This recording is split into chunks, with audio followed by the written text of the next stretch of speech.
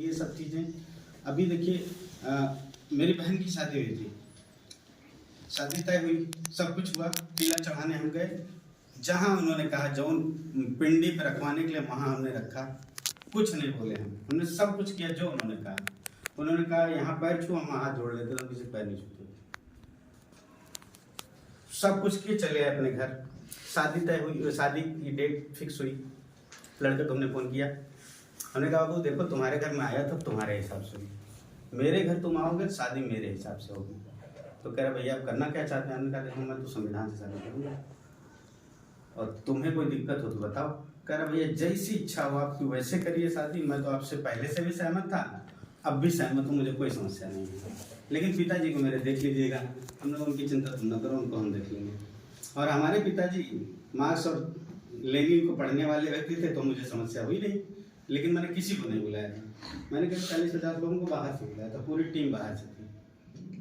जैसे ही 2 बजा टेंट लग के एकदम ओके हुआ, तो हमने लड़कों का पोस्टर लगाओ। 4 बजते बजते पूरे महापुरुषों के पोस्टर हमारे टेंट में लग गए, सारे महापुरुषों के लग गए। और हीरो का मोहल्ला था, तो हमने कहा कि कृष्ण जी को छोड़ना नहीं, गड़बड़ा जाएगा मामला। कृष्ण जी का हमने सबसे ज़्यादा पोस्टर बना था, 10 थे, और 10 पे लिखवाया था कि हमें भोजन, हमें वायु जल भोजन और औषधि और हमारे पशुओं के लिए चारा प्रकृति से मिलता है।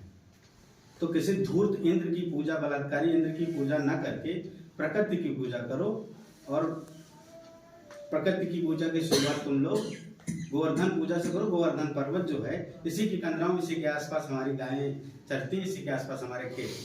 तो नीचे लिखा था महानायक श्री कृष्ण, तो अभी भी टंगे हैं, बाकी पोस्टर गायब हो गए। तो पूजा जब शादी वादी शुरू हुई, समय यहाँ से हमने राज बहादुर यादव जी को बुलाया था, अपर महाधिवक्ता थे संविधान प्रस्तावना के लिए, हाँ लाल प्रताप जी भी गए थे। जब शुरू हुआ तो उनके लड़के के पिताजी ने कहे कि यार हमारे ही लड़के से शुरू करना था। हमने कहा अकेले शादी कर रखा है, मेरी बहन नहीं है, तो मैं भी तो कह सकता हूँ मेरी बहन से शुरू हुआ है। नहीं माननी पड़ी, मशक्कत करनी पड़ी। हमने लड़कों का जबरदस्ती उठा के उड़ा लिया, खड़ा पीछे पकड़े रहना जाने देते। और उसके बाद जब ये वकीलों ने मोर्चा संभाला तो उनकी पढ़ाई शुरू करी गई। पहले ही इतनी उनकी पढ़ाई की गई, इतना उनको माला पहना दिया, वो भूल गए सब। वो खुश हो गए। बाद में विरोध किए, उसके बाद उतर के हम लोग आए, पंडित जी लोग अपना झोला लिए इधर उधर घूम रहे हैं। तो किसी से कह ही नहीं रहे, जिससे कहें तो कहें कि भैया जाने हमको नहीं मालूम। हम आए, कह रहे कि हम लोग का अपमान करने के लिए आपने बुलाया है। तो हमने कहा हमको आपको पहचान नहीं, हम बुलाए कहाँ से आपको, कहाँ से आए? फिर हम लड़कों की तरफ, लड़के की तरफ से पंडित। हमने कहा अच्छा भाई तिलक तुम लोगों ने करवाया था, तुमने जो कहा हमने किया, हम हमारे घर पे हम अपने हिसाब से करेंगे। खाना नहीं मिला, पानी नहीं मिला, सोने की व्यवस्था ना मिली हो तो बताओ, वही करूँगा, उससे ज़्यादा नहीं कर पाऊँगा। अरे जो हुआ सब लोग अपने अपने घर पे, शादी हुई, आधे घंटे में शादी हुई। उस समय तो लोग नानुकुर कर रहे थे। फिर उसके बाद सुबह हमारे पास रमाकांत जी का फोन आता, अरे बेटा बताए नहीं यार तुम हमको। हमने कहा कार्ड आपको देख चले आए थे, कार्ड देख के ही आपको समझ जाना चाहिए था कि श्री गणेशाय खत्म था उस पर। तब भी आप कहीं दूसरी शादी जा रहे थे, आपको लग रहा था कैसे होगा।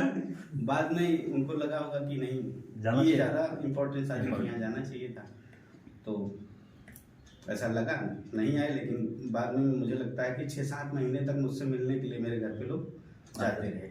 जो लोग कहीं अन्य प्रदेशों में रहते थे, नौकरी कर रहे थे, वो भी जाते थे, तो हमसे मिलने के लिए जाते थे घर पे, भले हम ना रहते हैं। करने से होता है, बस मैं इतना जानता हूँ, करने का डिसीजन आपको स्वयं लेना पड़ेगा। मेरी पत्नी भैया आई थी, तो उसकी माता जी मंगल का व्रत रहती थी, अभी खत्म हुई थी। मेरी पत्नी आई तो ये रोज पूजा करने जाती थी, रोज पूजा करने जाती थी, घर ही पे करती थी। उसके बाद इसको पता नहीं किसी ने एक ज्ञान दे दिया, ये हर सैटरडे को मंदिर जाने की जिक्र करने लगी। सारा नई शादी भगवान ना बनाए, मना किए। मैंने कहा चलो अच्छा ठीक है, तुमको ले जाएंगे। उसी बीच हमारी बेटी पैदा हुई, 1-2 बार ले गए। फिर इसने किसी ने कह दिया कि तुमको हर सैटरडे को जाना है।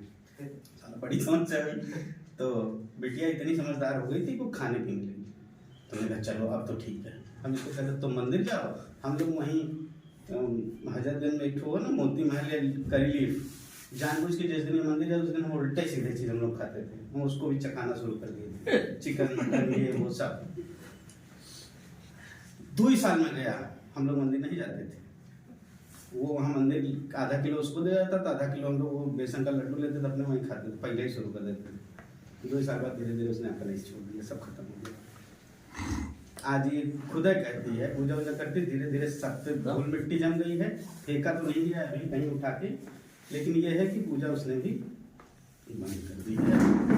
और माता जी उनको मनी पूजा की थी, सब लोग मना रहे थे कि बचा लो, वो भी मना रही होंगी, रास्ते में खत्म हो गई, तकलीफ तो होगी। तब समझ में ज़्यादा आता है, जब अपना कोई जाता है जिसके लिए आदमी पूजा पाठ करके जाता है, तब उसको समझ में आता कोई बर्बाद नहीं है। हमारे 2 बच्चे हैं, दोनों से आप भगवान के बारे में कह दीजिए, तो कहेगी भगवान मुझे दिखा दीजिए, तो मान लो भगवान।